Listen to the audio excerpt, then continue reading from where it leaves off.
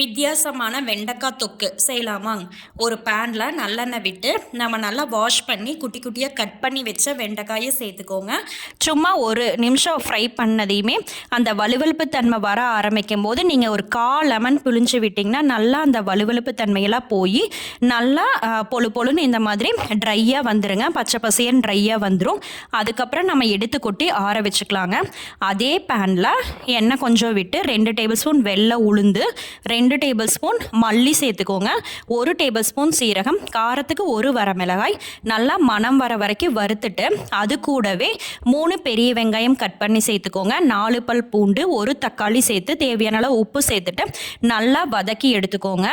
அதுவும் ஆற வச்சுட்டு நம்ம மிக்ஸி ஜாரில் எல்லாத்தையும் ஒன்றா சேர்த்தே அரைச்சிக்கலாங்க. வெங்காயம் நம்ம வணக்கினது, வெண்டைக்காய் வணக்கினது எல்லாத்தையுமே ஒரு 1/4 டம்ளர் தண்ணி விட்டு அரைச்சி எடுத்திங்கன்னா சூப்பரான வெண்டைக்காய் தொக்கு ரெடிங்க. ட்ரை பண்ணி பாருங்கள்.